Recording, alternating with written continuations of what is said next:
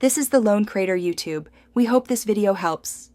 In this video, I will show how to make kimchi nongshim updated. Start by salting the cabbage evenly and letting it rest until wilted. Rinse and drain thoroughly. While cabbage rests, whisk gochugaru with fish sauce and rice paste to build a spicy, savory paste. Chop scallions, garlic, ginger, and radish into bite-sized pieces, then combine all ingredients in a large bowl and massage the paste into the cabbage evenly.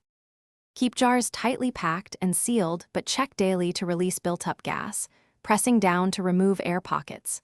Store at room temperature for 1 to 3 days depending on how tangy you like it, tasting each day to monitor flavor and texture. Once it reaches your preferred sourness, move jars to the fridge to slow fermentation and deepen flavor. Chilled kimchi often tastes more balanced after a few days. If this video is helping you, please subscribe and like to support more recipes. Quick recommendation. The Echo Dot smart speaker brings music, timers, and voice help right into your kitchen, so you can set a fermentation timer hands-free and dance while you mix kimchi. It's a small gadget that makes cooking more fun. Check the description for the product link and other deals, and now let's get back to the video. For serving, slice kimchi into bite-sized pieces and enjoy with warm rice, ramen, or grilled dishes for a spicy, tangy contrast.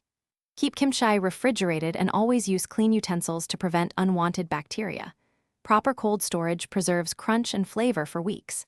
When kimchi becomes very sour, cook it into stews, fried rice, or pancakes to unlock deep, savory notes while reducing waste and stretching your homemade batch.